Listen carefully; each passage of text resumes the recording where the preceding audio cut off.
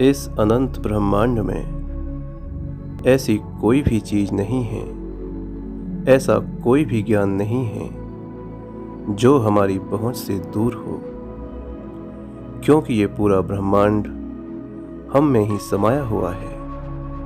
हमारे अंदर सब है। जो भी कुछ बाहर हमें दिखाई दे रहा है और जो नहीं भी दिखाई दे रहा है, वो सब हमारे अंदर है। हमारे अंदर जंगल, नदी, पहाड़, मरुस्थल, समुद्र, चांद, सूरज, तारे, उल्काएं, आकाश गंगाएं, देवता, दानव, अप्सरा, पैगंबर, भगवान, जो भी कुछ बाहर दृश्य और अदृश्य है, वो सब हमारे अंदर है। हो सकता है मेरी ये बात आपको थोड़ी अजीब लग रही हो, लेकिन ये सच है। हाँ, ये सच है कि गागर में सागर समाया हुआ है, लेकिन इस सत्य को अधिकतर लोग नहीं जानते। कुछ विरले ही इस सत्य को जान पाते हैं, अनुभव कर पाते हैं। बूंद समानी समुद्र में ये जाने सब कोय, समुद्र समाना बूंद में जाने बिरला कोय। हम एक अनंत ब्रह्मांड में जीते हैं, ये तो सबको पता है, लेकिन एक अनंत ब्रह्मांड हम में जीता है, ये बात दुनिया में बहुत कम लोग जानते हैं। कुछ चुनिंदा ही ऐसे लोग हैं जिन्होंने इस सत्य का अनुभव किया है, और मैं उन्हीं चुनिंदा लोगों में से एक हूं। मैंने अपने अंदर अनंत ब्रह्मांड को देखा है, देवताओं को देखा है, राक्षसों को देखा है, सुंदर कामुक स्त्रियों को देखा है, पैगंबरों को देखा है, भगवानों को देखा है, और भी बहुत कुछ देखा है जो शब्दों की सीमा से परे है। मैंने कई हजार बार अपने अंदर के ब्रह्मांड को देखा है, उसके आनंदों को भोगा है, खतरों का सामना किया है, और वहां की कल्याणकारी शिक्षाओं को आत्मसात किया है। सच कहूं तो आंतरिक ब्रह्मांड के अनुभव ही मेरे वास्तविक गुरु हैं। मैंने जो भी कुछ सीखा है उन्हीं से सीखा है। तो जो ये आंतरिक ब्रह्मांड के अनुभव हैं, ये सिर्फ मेरे ही अंदर नहीं हैं, ये तो आपके भी अंदर हैं। आप चाहें तो ये आपको भी आनंद, प्रेम, शांति, संतोष और वैराग्य का अनमोल उपहार दे सकते हैं। तो क्या आप अपने अंदर के ब्रह्मांड को देखना चाहेंगे? क्या आप आउट ऑफ बॉडी एक्सपीरियंस करना चाहेंगे? यदि हाँ, तो इस व्याख्यान को ध्यान से सुनिए, क्योंकि इस व्याख्यान में मैं आपको अंदर के ब्रह्मांड में प्रवेश करने के, आउट ऑफ बॉडी एक्सपीरियंस करने के कई तरीके बताने जा रहा हूं, और ये तरीके आपको मैं कहीं से पढ़कर या सुनकर नहीं बताऊंगा, सदैव की भांति अपने ही जीवन से बताऊंगा। तो चलिए शुरू करता हूं, और शुरू करता हूं बिल्कुल शुरुआत से, अपने शुरुआती आउट ऑफ बॉडी एक्सपीरियंस से, जो हुए थे आज से लगभग 18-19 साल पहले। ये बात उन दिनों की है जब मैं एक छात्र था, एक रात्रिचर, संयमी और परिश्रमी छात्र। रात्रिचर इसलिए क्योंकि जब दुनिया जागती थी तब मैं सोता था, और जब दुनिया सोती थी तब मैं जागता था। संयमी और परिश्रमी इसलिए क्योंकि मैं योगी और सन्यासियों की तरह बस्ती से दूर एकांत स्थान में रहता था। मेरे घर के आसपास कोई दूसरा घर नहीं था। था तो बस एक खूबसूरत प्राकृतिक परिवेश, हरे भरे खेत खलियान, पेड़ पौधे, पशु पक्षी। बस वही थे मेरे पड़ोसी। ऐसे पड़ोसी जिनकी संगत मेरे मन को शांत करती थी और एकाग्रता को बढ़ाती थी। तो न केवल मेरा निवास स्थान सन्यासियों की तरह था, अपितु मेरा आहार भी कुछ ऐसा ही था। मेरा आहार सात्विक और संतुलित था।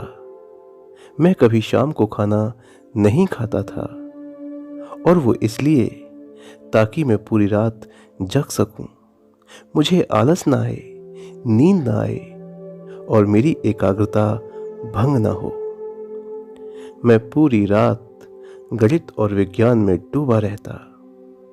जब तक मेरा शरीर थक कर चूर ना हो जाता, मैं अध्ययन करता रहता। कभी सुबह के 4 बजे तक करता तो कभी 5 बजे तक। उस समय मैं एक तपस्वी की तरह अपनी तपस्या में लीन था, और मेरी तपस्या का केंद्र था विज्ञान, न कि अध्यात्म। फिर भी मैं सोने से पहले कुछ समय ईश्वर के लिए जरूर निकालता। 10-15 मिनट मंत्र का जाप जरूर करता। 10-15 मिनट, सोचिए कितना कम समय होता है। इतने कम समय में भला कोई आध्यात्मिक तरक्की हो सकती है क्या? तो इसका उत्तर है, हो सकती है, बिल्कुल हो सकती है।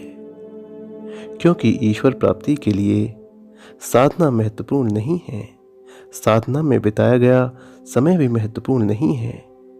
महत्वपूर्ण है वैराग्य।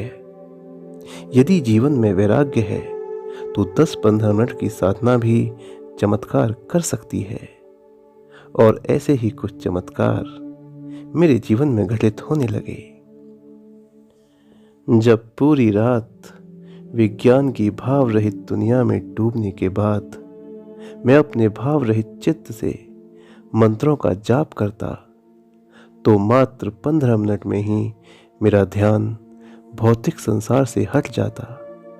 मेरी चेतना शरीर से ऊपर उठ जाती और मुझे आउट ऑफ बॉडी एक्सपीरियंस होने लगते।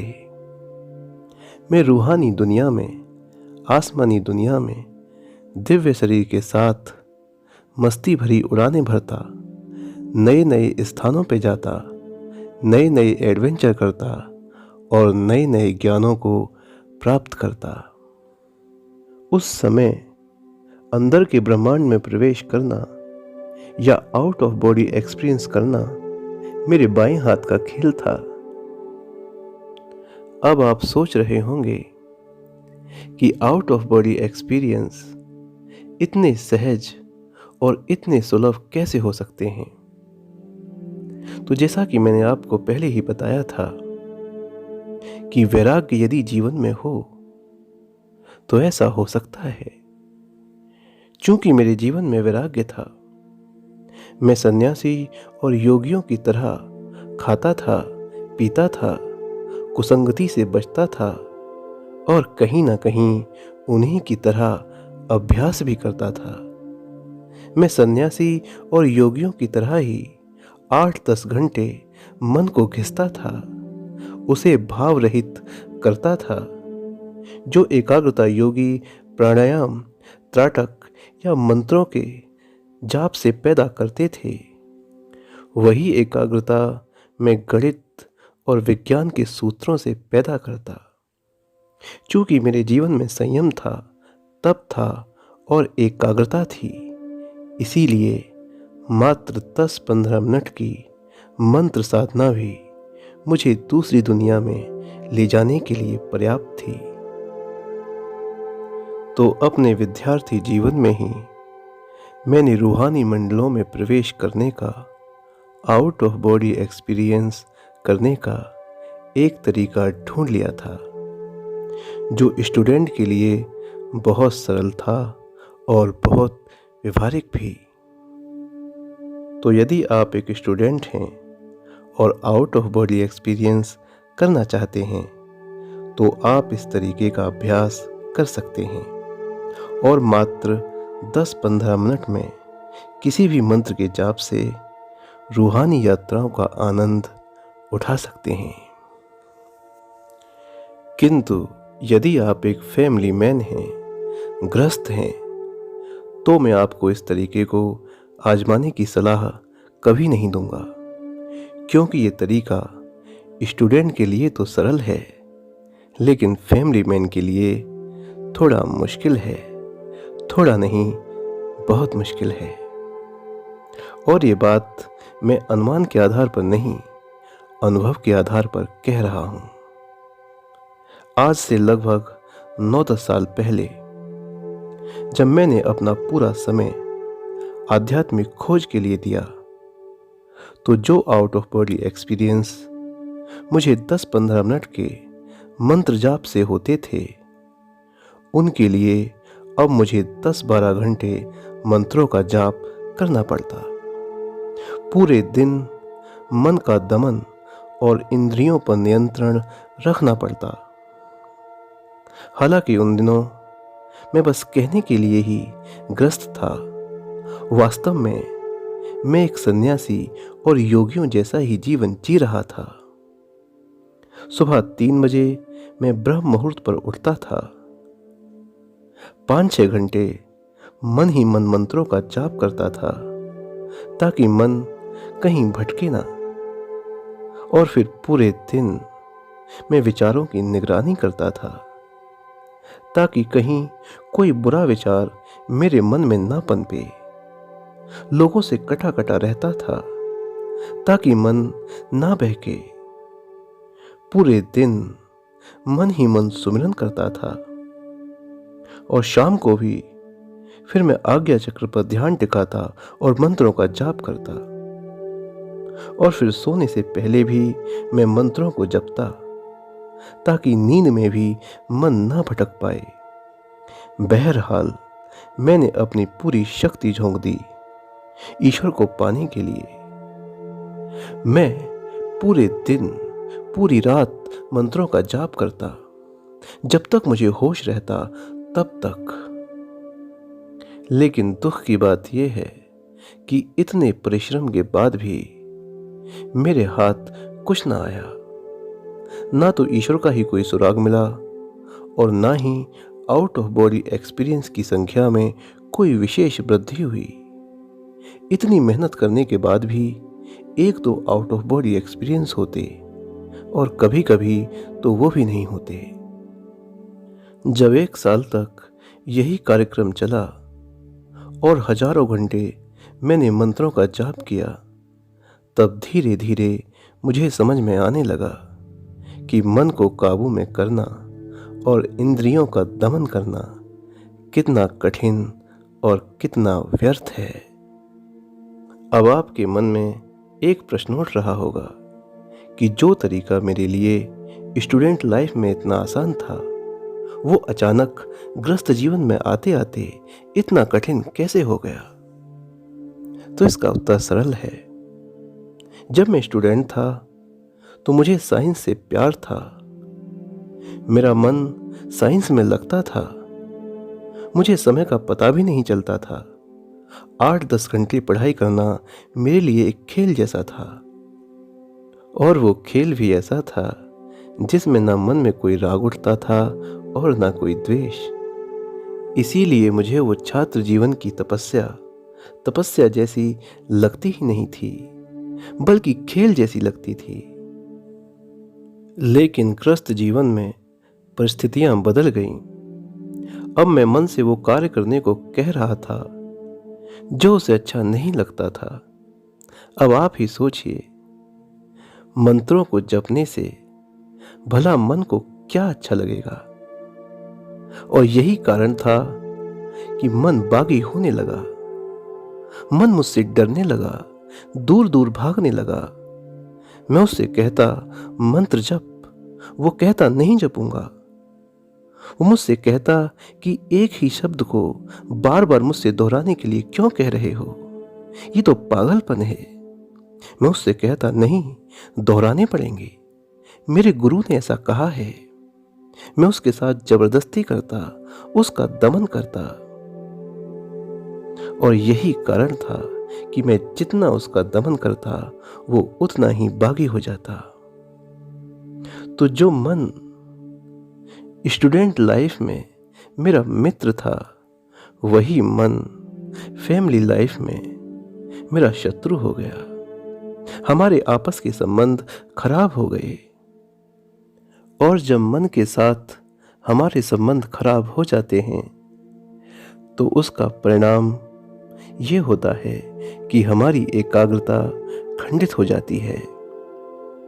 एकाग्रता तब अच्छी होती है जब आपका मन उस कार्य में लगता है।